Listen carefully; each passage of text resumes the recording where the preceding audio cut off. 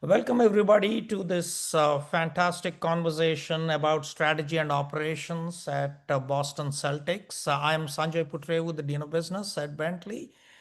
We are very proud to have this partnership with the Boston Celtics. We've been working with them for a few years now, and what I can tell you is they bring so much passion and commitment to this partnership that we are truly lucky to be blessed with having the opportunity to work with them. When everybody talks about sports organizations, they keep talking about championships and contending for championships. But the Boston Celtics, what we have learned is it's not just about the championships, while those are important. They also work very strongly on operational excellence, about a global vision, about values driven leadership. Those are the kinds of things that we at Bentley also inculcate in our students or strive to inculcate in our students. So there is a nice match between what we do and what they do, where both of us believe in, business being good for society and for helping everybody to move upward. So for us, this is a fantastic chance to have a deeper conversation.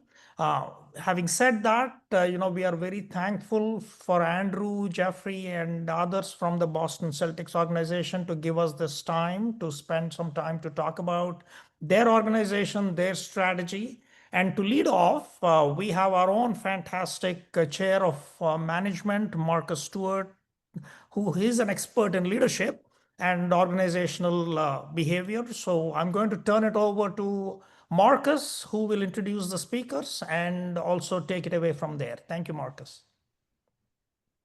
Thank you, Sanjay. Appreciate it. So welcome, everyone. It's a pleasure to be here and to be joined by Andrew Sherwin from the Celtics, who's Vice President of Strategy and Operations. And for the Falcons on this call, I'm a double Falcon myself. As many people know, class of 92, 95. Andrew is also not far away. His father and a brother both graduated from Bentley, so he's a kind of an in-kind or honorary Falcon for the day for sure. And it's great that that we have this relationship with the Celtics. I also happen to play basketball here at Bentley, and I know I've heard from some alum on the line that we have other basketball luminaries joining us. So I want to welcome friends and family. So Andrew, I'll kind of just get started in talking about some of the broader strategy items pertaining to the Celtics. So when we think about strategy, we tend to first think about the environment in which we compete or the industry. So can you share with us what industry, the Celtics are a dynamic organization.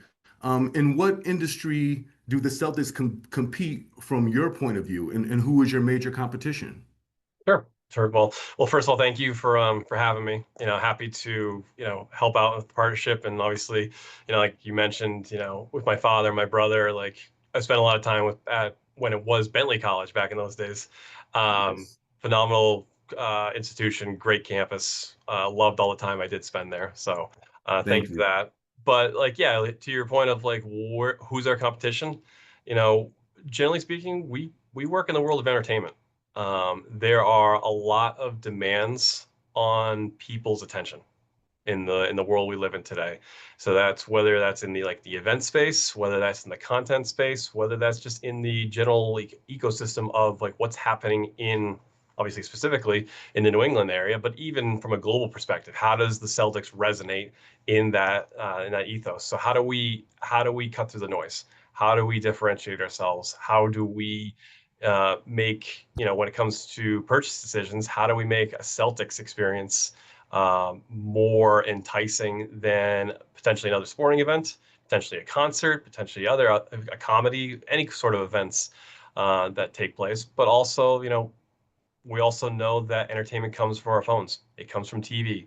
So that's the content world of what we live in. And so how do we compete and survive against that much competition? It goes back to what we do day in and day out. How do we participate? How do we actually, provide that unique experience that thankfully sports oftentimes does have that appeal to cut through that noise and, beat our competition in that regard.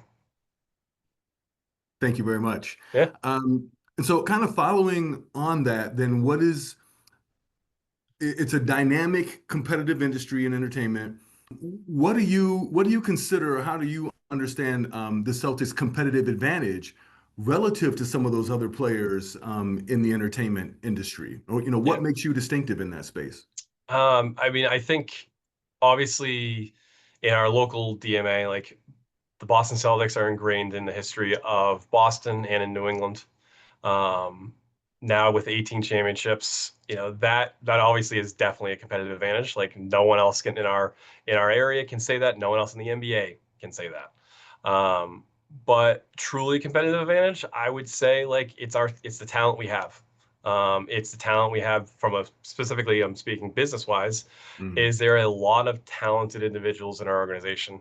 And thankfully, like I would argue we have a highly tenured group of people on the staff, and we've grown dramatically in the last several years. Like when I started, which I started 16 and a half years ago, the company was like 60-ish people, and Mhm. now we're over 200 people at this point in time. But those people that are here today, like a lot of them have run here for a long time. Like for me personally, like I said, 16 years. In some meetings, I'm the low person on the totem pole when it comes to being in tenure. So like that institutional knowledge, that is indispensable. You can't, you are ready to handle the situations that pop up over the course of time because of past experiences. And if there was turnover, you might lose that competitive advantage as a result of that. And so we're thankful that we have talented individuals in our company and that who, can resonate with the younger staff in terms of what happened 5 years ago, what happened 10 years ago, what happened 15 years ago, 20 years ago. Because sometimes these scenarios do pop up over the course of time. Like I know when we spoke previously on a call, Mhm. I used some examples that we learned from the 2011 NBA lockout in how we might have handled COVID from an entertainment experience where games could not happen. So what were we doing? How did we handle those situations? A lot of what we ended up deciding and how we acted during COVID was influenced by what happened in that lockout 9 years prior. Mhm. Thank you. I mean, your role is fairly dynamic in the operate strategy and operations. And in Hmm. our conversation last week, you talked about kind of the three pillars of operations at the Hmm. Celtics being the marketing, data analytics, and ticketing. And Hmm. so I can imagine that the pressures on those different areas when you talk about a lockout, the experience with the lockout or Hmm. the pandemic, like the pressures must have been very different in each of those pillars. For sure, for sure. I mean, like the pressure is pressure, but I think when you do work in sports, like you kind of like that pressure. Hmm. I think one of the most like interesting things that I'll tell when I speak to students, like, why'd you get into sports? And it's because it's very dynamic, it's fast paced. Um, Generally speaking, sports is a small business conceptually. Like I just Hmm. mentioned, we're 200 people now. That is still officially a small business. And so a lot of times when you think about small businesses, they are associated with entrepreneurial efforts. And so we can create things. We can do things for the first time in our company that, if this was traditional big corporation, maybe I don't have that impact. Or Hmm. maybe a new staffer who, I hired a year or two ago can't have his or her idea that they had resonate and actually be exposed to the greater company. That's the thrill that we have in sports where you do have a great impact. You do have opportunity to do things that Hmm. otherwise you might not have in a traditional business environment. So while there is pressure with that, I think it's like the opportunity is what excites a lot of people. Hmm. That you do have a chance to make a difference. Absolutely.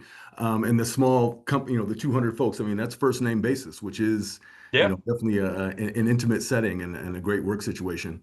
and Um, and, and definitely a big like I said when I started, you're 60 people, like you truly knew everybody, everyone's story. Even 200, like it starts to change a little bit, but it's great that generally speaking, everybody.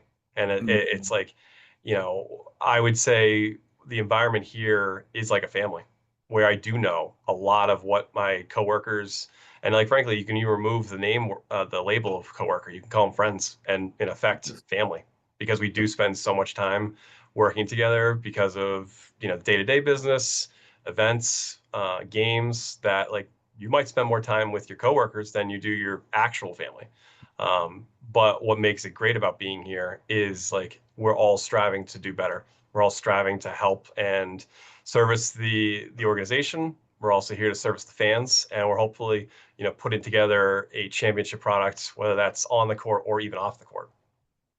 Thank you, Andrew. You mentioned, so we didn't talk about this last week, but you mentioned kind of the small, the Celtics as a small organization, but definitely operating in a global, in a global environment. So it's unique that you're, as an independent organization, is 200 folks, but you're also part of the NBA. Mhm. So is there kind of a line or areas of business where you are able to operate with total, independence and guide your strategy and operations? And then it seems like there would also be some parameters or some boundaries around, look, no, this is more an NBA thing and Mhm. not so much a Celtics thing. Sure. There are, it's like a symbiotic relationship of sorts, in that like, yeah, there are some things that are probably more league based, and then there are certainly things that are locally based.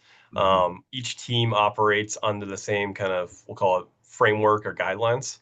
Um, but it's a partnership, because of what, one of the things that I think like the NBA has done great over the last, call it 20, 25 years or so, is we have fostered collaboration amongst teams. Because like while I might be competing, like the Boston Celtics might be competing on the court against, say, the Atlanta Hawks, as an example, we are also friends with the Atlanta Hawks. We talk business, like, hey, Atlanta, you handle this scenario a certain way. Can you give us some insights into that? We're not necessarily competing business wise as Right. direct competitors. So that collaboration of efforts, because knowledge is and experience is invaluable. And so like that, fostering of communication, fostering relationships has helped us grow as well as other teams grow over the course of time. Mhm. So that, I think that's another exciting thing about working in the NBA, is that fostering of communication and collaboration amongst people who might not otherwise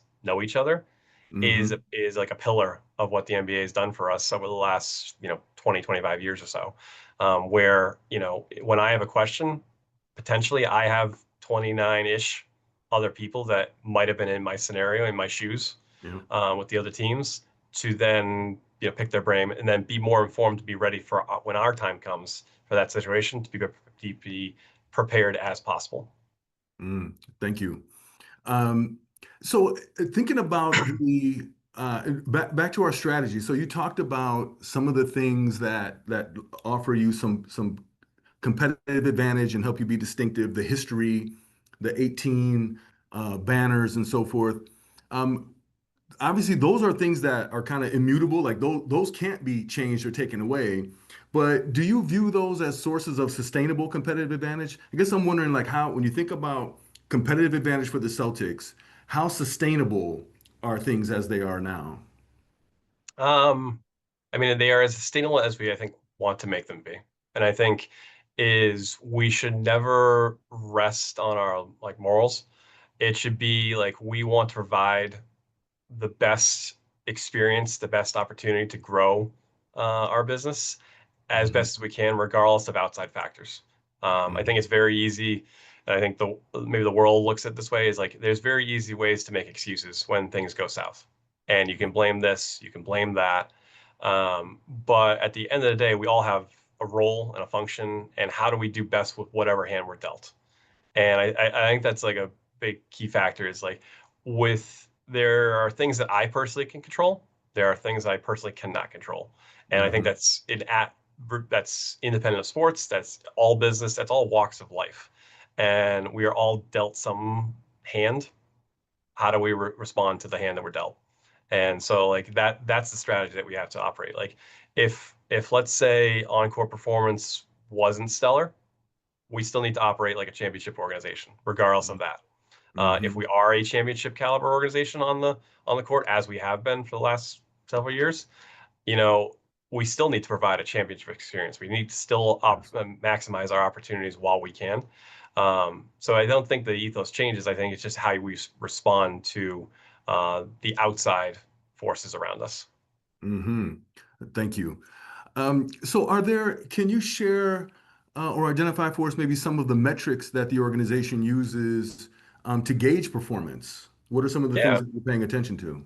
Yeah, I mean, like, so one aspect of what my group does is a lot of the reporting for the company. So, like, we have our hands on various data sets. There's metrics of performance can be ticket sales reporting. There can be, we obviously sell a lot of tickets ourselves, but they're in the advent of the last, call it 20 years or so, is that official secondary market. And what is the perceived value of our tickets? Like, we might set a price, but what is the market and what are the fans think that the price should be, and what are those fans willing to pay as a result? So just those are indicators of sorts. What I touched on it earlier on is like content in terms of that competition is like, how is our content performing?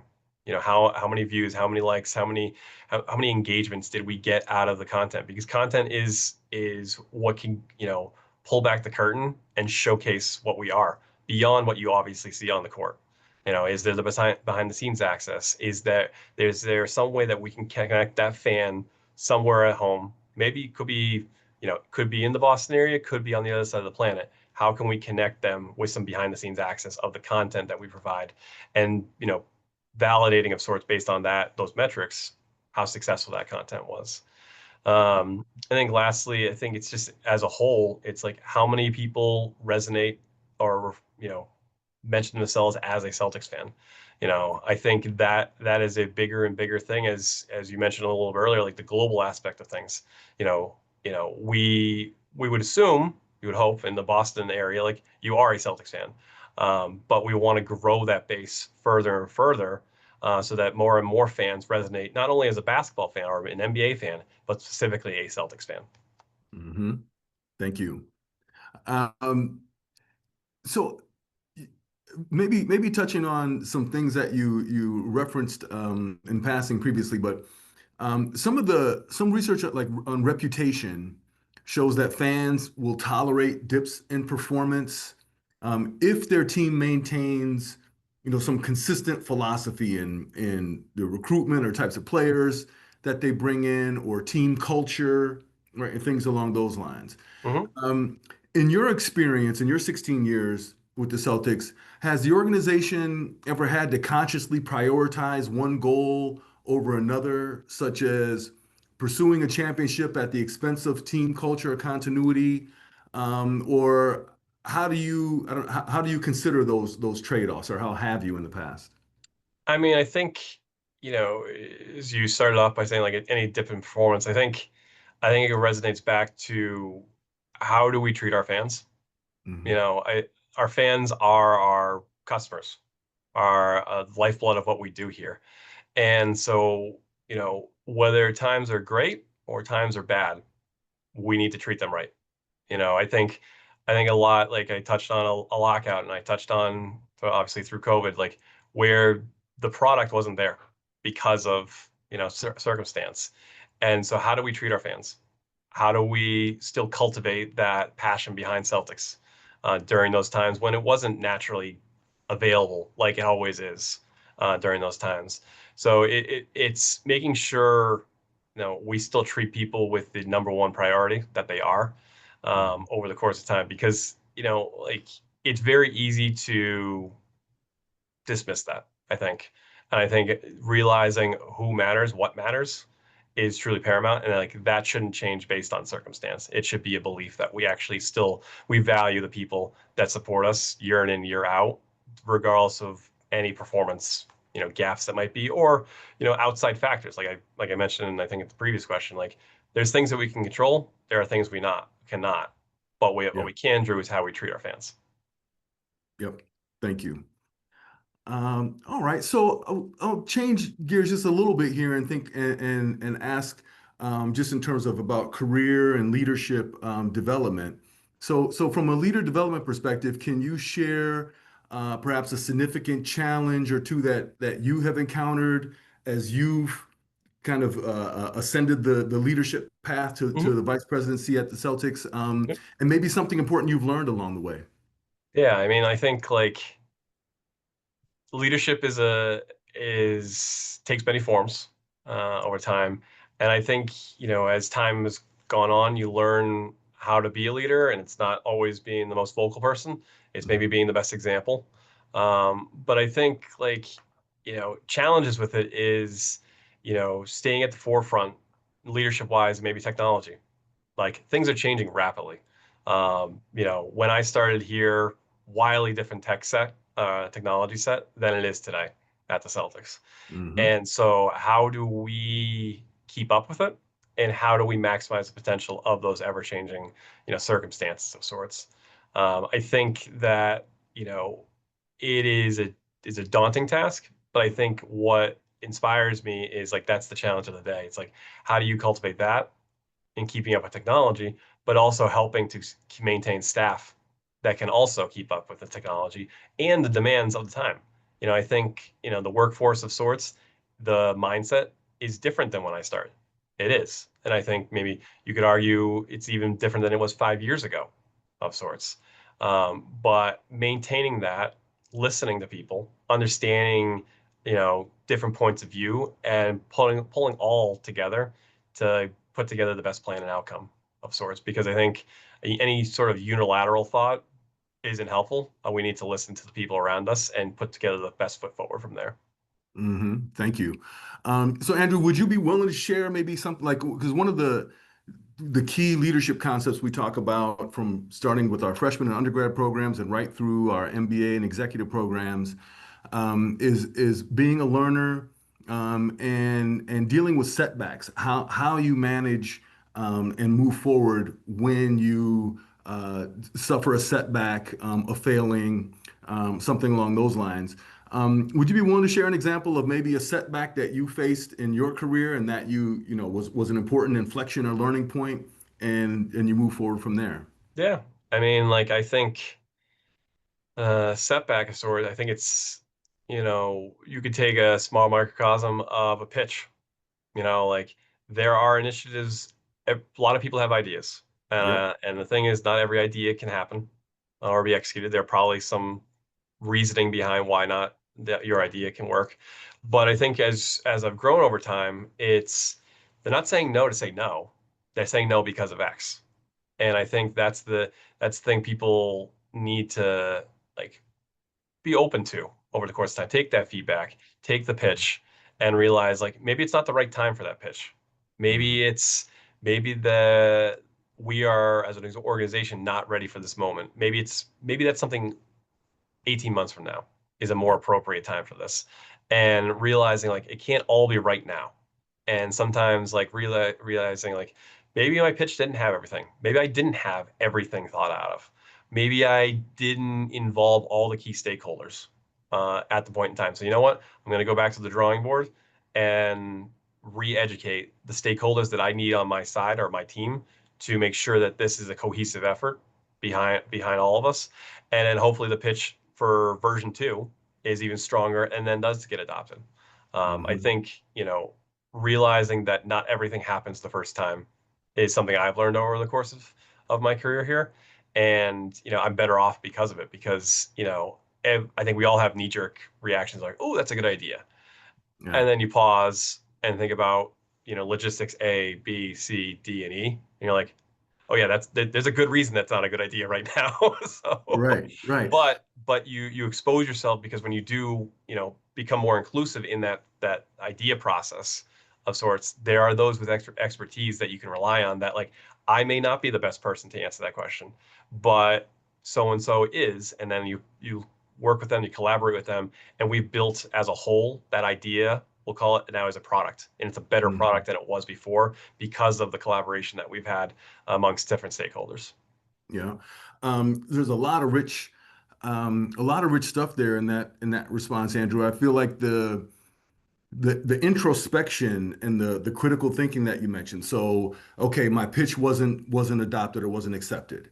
So the line of so typically that's an emotional experience, Hmm. right? I'm being rejected, they don't like me, whatever it might be, I failed. So there's an emotional element, and that tends to make us defensive. And Yep. that kind of heads off, that makes it hard to engage the line of reasoning that, that's consistent with, well, what might I have done better? What Hmm. did I overlook? What things, what things were missing that I could have done, in retrospect, how could I improve? And moving forward, how can I improve? Those are Hmm. not easy, those are hard lessons to learn. And I don't think Yes. when we're, new in our careers, that's not our default. Hmm. We're No, not used to that. I So, mean, like when I first started working here, I probably had a few moments where I was like brash or like I took it personally, and yes. I I started to realize as time goes on, it's not personal. There was logic behind a no or a pause, and I think just realizing that it's not a spite towards you. It's Yeah. a, hey, maybe the pitch could have been better. Hey, it's maybe that now is not the time. Hey, you know, could we talk more about this? Hmm. And like just I think a big thing, like oftentimes when I'm doing interviews, um, the interviewee will ask me like, what are some characteristics of staff that I would love to see in a good candidate? And I oftentimes will say like, curiosity and being self-aware. And Hmm. self-aware is, that's not going to be on a resume. You're never going to Right. see that as a line item on a resume, but that self-awareness of, the situation, read the room, understanding things from that Yeah. perspective, and being introspective as a result of that, it is such a valuable asset that you only will experience it in person. You can't that no piece of paper is ever going to say, being self-aware. But when someone has that, you have a good person. Hmm. Thank you. Would you, so I think that again, those coming to those realizations often is supported. Well, experience is important, but having mentor, having guidance, maybe a really effective supervisor, Hmm. that can help guide us through those situations. Say, listen, I think maybe you're taking this a little personally, or maybe you're looking at it, in a way that's not as functional as it could be. Did you have the support of mentorship or a really effective supervisor that helped you to learn some of these lessons? Yeah, I mean, I think my original supervisor here at Celtics uh, was my same supervisor when I was an intern here at the team, and so developed a close like personal relationship, and like he took the time to teach, he took the time to learn, he took the time to talk, and I think that's the thing that he realized, okay, I think we have something with this individual. And he would always try to put me, I guess, first in a Mm, sense.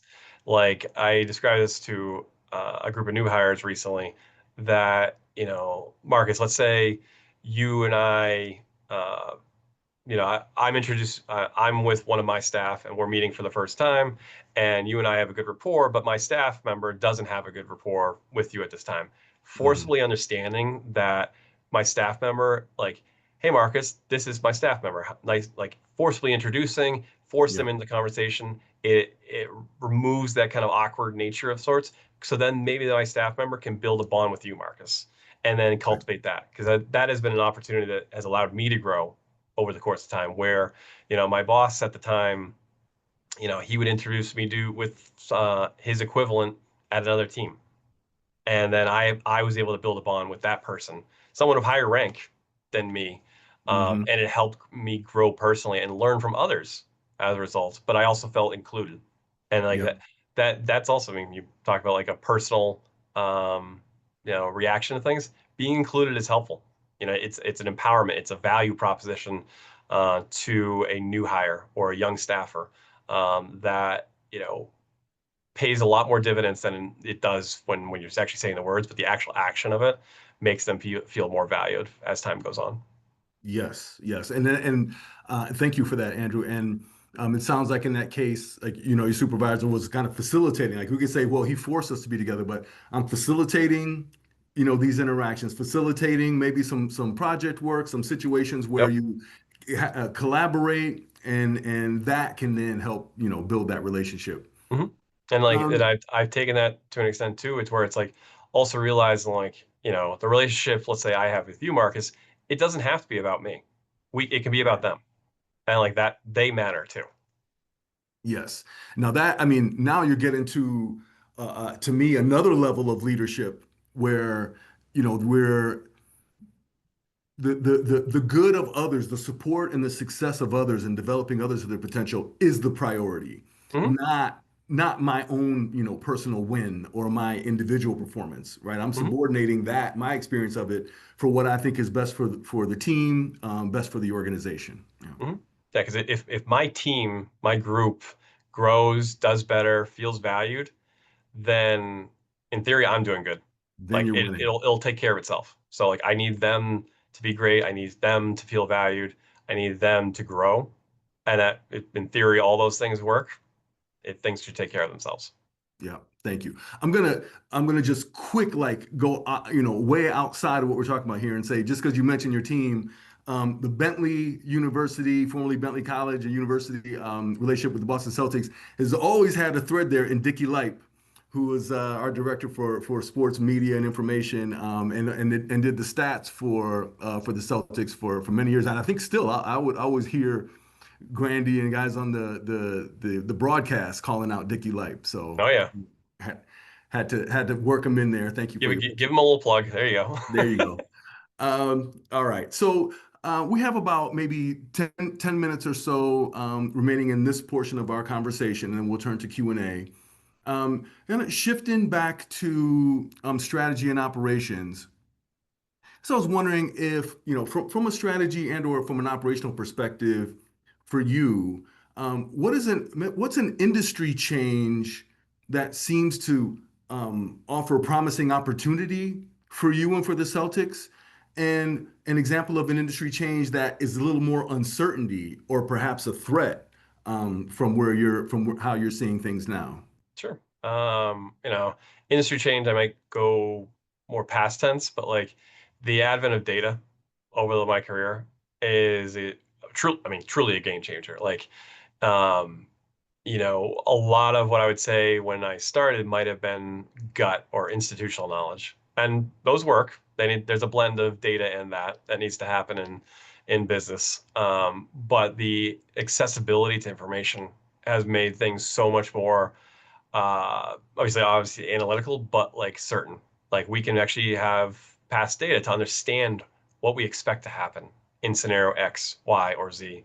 Whereas, like I said, you probably were shooting from the hip. Or, so like when I talk about data, like in one silo, like ticket pricing or ticket performance, Yeah. we expect a game of this caliber to perform a certain way based on historical norms. We Mm. expect a Monday night to perform this way. We expect a Friday to perform that way. Yeah. We understand that when the Lakers come to town, that is probably definitely top three game on our schedule each and every year. Yeah. We also might know that there are other teams that might not perform as well, of sorts. We know that like when we went to the finals in 2022, absolutely the next year, best game of the year would be against the Golden State Warriors in a rematch. You just know based on historical norms. Now, like none of that's necessarily analytical on face value, but the analytics actually produce that certainty that those games actually did indeed become that way. Um, so that's the promise because we've only scratched the surface, I think, on that data, Yes. and like diving deeper into what kind of people go to uh, top games, what kind of people go to Monday games, what kind of people go to a weekend game, like the different personas of our fan base and understanding them better, and then maybe tailoring our experience, whether that's the encore experience or sorry, in Mhm. venue experience, or even the experience at home to those different personas over the course of time.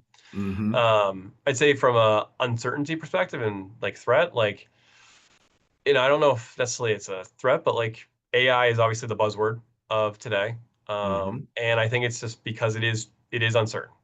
I think like you don't necessarily know everything about it. It is ever changing. I know There are calls for regulations of sorts, but like, Yeah. where do we go with that this year?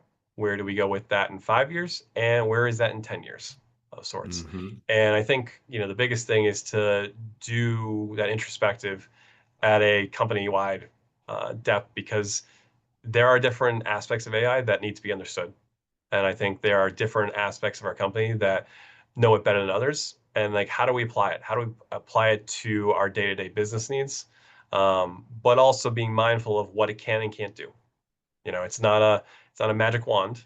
Might seem that Mm-hmm. way, but like making sure that it is serving the purpose that we want it to, of sorts. Mm-hmm. And so are there exercises, or do you, I don't know, you build out task forces, or how do you go about kind of addressing that, or being proactive and saying, listen, how can we leverage AI, and Hmm. what are some of the opportunities and potential shortfalls there? Hmm. Yeah, I think it's key to get the, ideally you have every key stakeholder in a room, but then that becomes difficult because that's a lot of bodies. But you try to get the right people in the room and like to start a conversation, because it's not exclusive to, like, say, AI, but like, let's say we want to do a renovation inside the building, and like, we don't like we would work with our counterparts at the TD Garden to also do that. So that's an outside of the Celtics company to have to work with.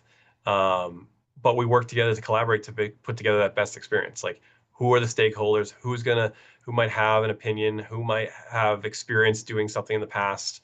And how do we take all the information available to us and then put together the best foot forward? Like, going back, like, we did a seating renovation back in, I want to say it was either 2017 or 2018. But the two, and if you factor in the Boston Bruins as well, the three companies had to work together on that product. And so a lot of stakeholders in a room, but how do we get feedback? How do we understand the complexity of the situation? And at the end of the day, how do we get it done with the most positive outcome that might have come from it? Hmm. Thank you.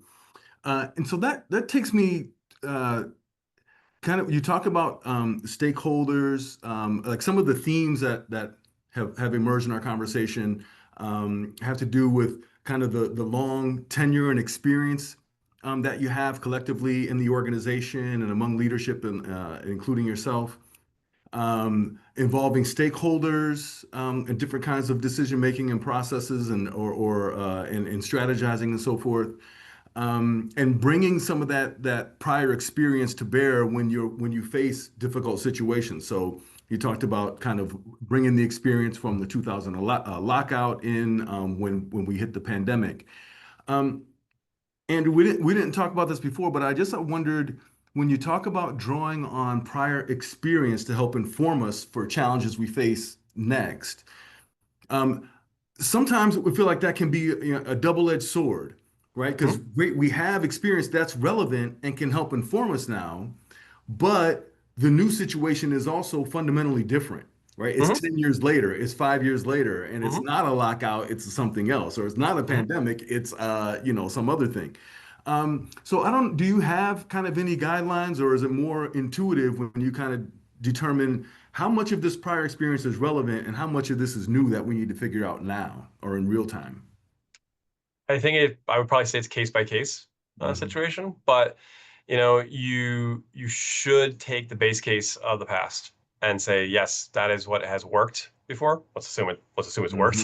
Hmm. Hmm. Yeah, right, right. Or um, if it didn't, that still is or valuable sure, to know, right? Yeah. sure, but like, yeah, there are nuances to everything. Not No situation is exactly the same way, and even I think you're talking more in big projects and whatnot, but even in management, that's the same way. The way in which I managed my first person I ever managed is wildly different than I manage the people today because of the Hmm. experience of like the situations that I had with that individual. And so it just prepares you for more and more. And as I've hired different people in different functions and different roles, you take a little bit from each experience. And is there a silver bullet that says this is the right way? No. I think it truly is a case by case situation, taking all the information you have available to yourself, and then putting together the best foot forward with a plan, taking new and old ideas, because I think we're not dismissing new ideas. I think we know something might have in all likelihood worked or didn't work, and so we can base our situation off of that and improve it with new ideas and new information.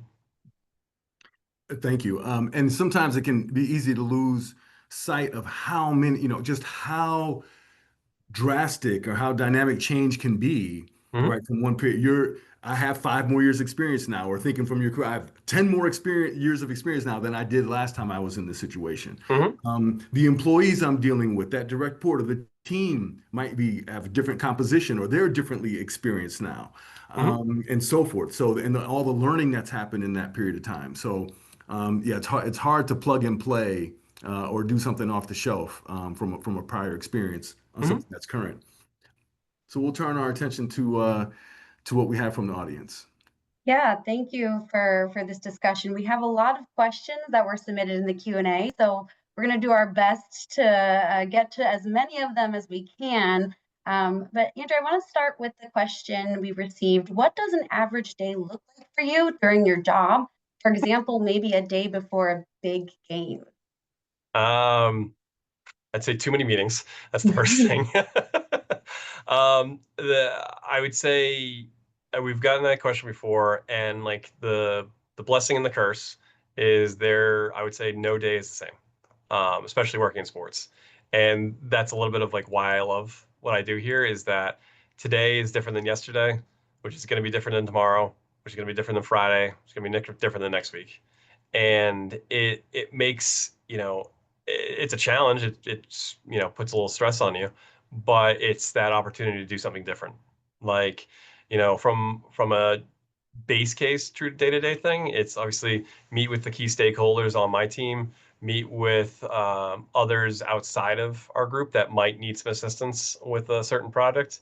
But if we're in season, it's okay. Let's look at the next several games. How are they performing from a ticket sales perspective?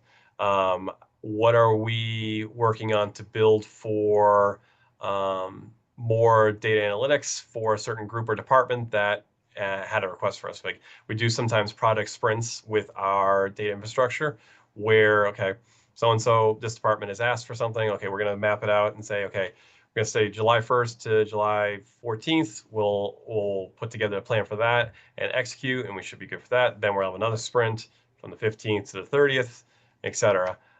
So it's planning, but it's also like see where we're going with new initiatives, new ideas, and a lot of I think my time I would say is, and it's part of the ethos of what my department does, is we're trying to support initiatives from other departments.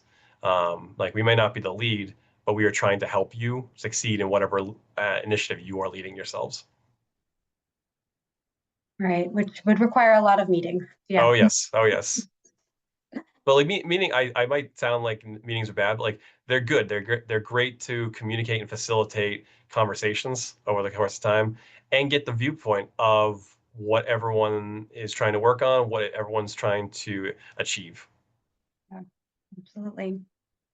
Another question we have is, what advice do you have for someone earlier on in their career doing the hard work of operations in the trenches who aspires to lead operations and set strategy?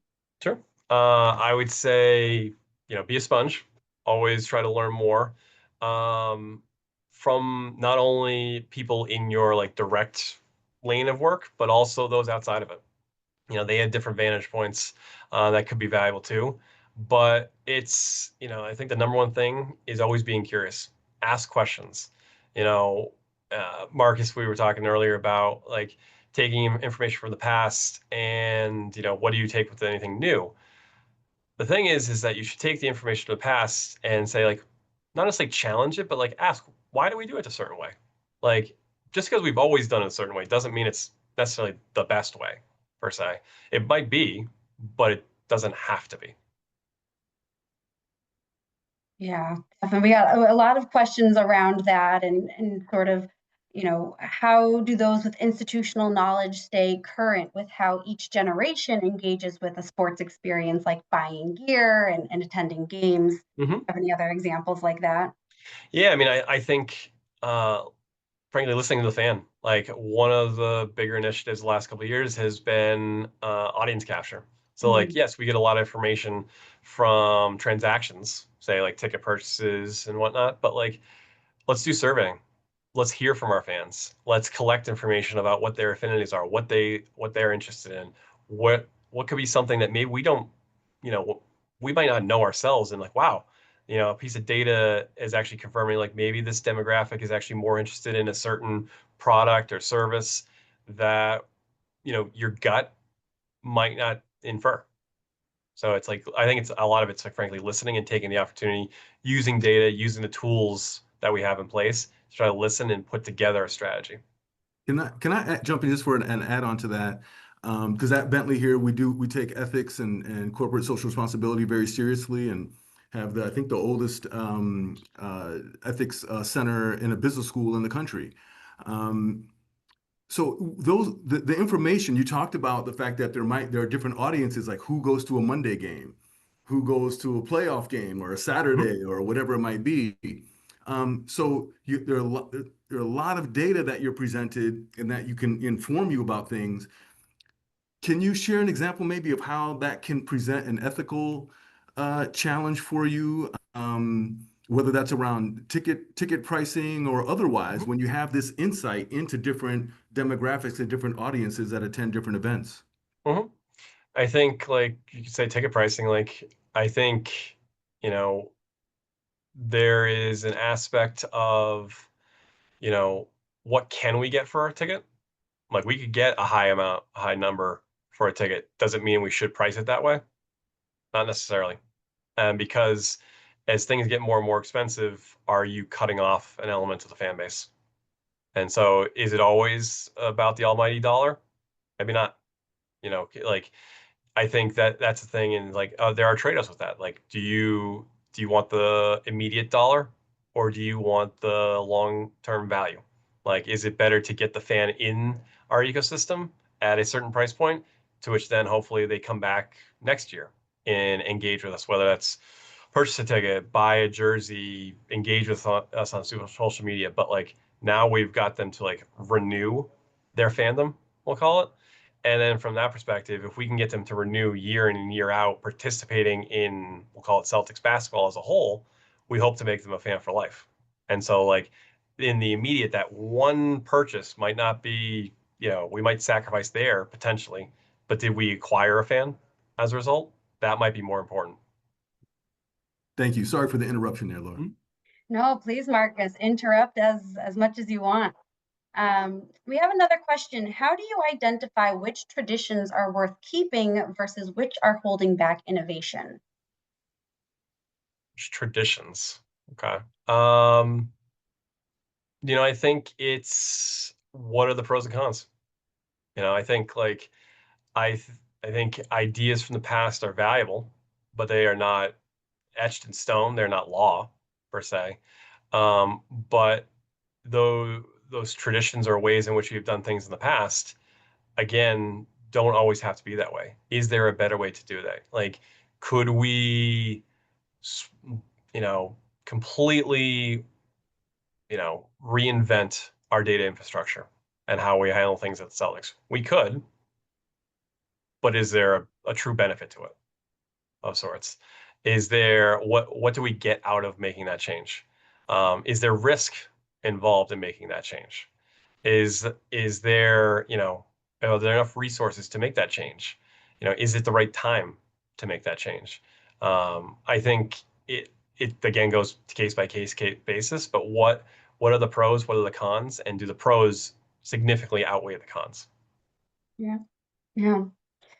And I think we have a lot of people interested in data on this call today because we're getting a lot of questions around data and data analytics. So someone asked, the theme of data analytics keeps arising through the conversation. How has your prior education in college or during internships helped you with this? Did you major in data analytics?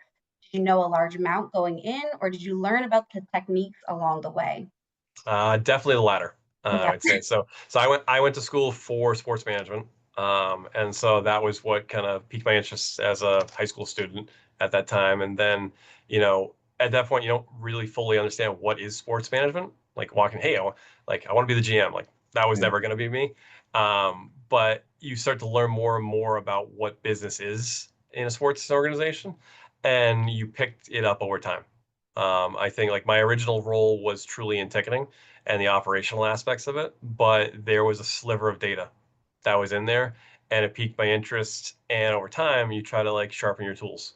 A lot of the tools that we use today were not tools that were present here before I kind of took on more of a data lane within our company. I think it's that's the adaptability of things we do here at the Celtics. Like I oftentimes will say, we might hire you to do X, but you might end up doing Y or Z because we see a skill set, we develop a skill set, and we harness that opportunity to make sure that like, hey, like I have someone on my team that was originally a service rep. She is now a head of marketing. I have someone who is also a service rep or a sales rep. He is now a head of operations. So it's seeing the talent that's around you and harnessing that and developing it over time. Yeah, absolutely. And I think you kind of answered another question that came up within your answer, but I'll ask it anyways. Do you need to pursue sports management, or can you choose other business majors? Have to know. I think it's very helpful. But like when I look at a resume, I don't necessarily discriminate on that per se. Like it's nice, obviously, like, to see something like sports management, you probably are a little more aware of the industry per se. But if you are talented, we will pursue you. I think that's the thing is like, do you have the experience? Do you have the mindset? Do you have the willingness to work hard and function in a fast-paced, exciting environment that is sports? Yeah, absolutely. We have a question here, a couple of questions. I'm going to sort of merge into one just for the sake of time, but questions around, the business versus the team, and how much does the basketball team affect your job on the day to day, and kind of what you're responsible for? I mean, like, I think it does impact it. But I think like that's where you try to, embrace like almost be siloed from it in a sense. Like, oh, it does impact it, yes, but can we still perform? And I go back to that, like whether performance is great or if performance is poor, we need to operate a certain way. We need to operate with a championship experience when you come to TD Garden each and every night. And so, it does impact you. It's obviously if it's an up and down type of season, that can be taxing. But thankfully, in my time, we've actually not had many of those. Thankfully, knock on wood.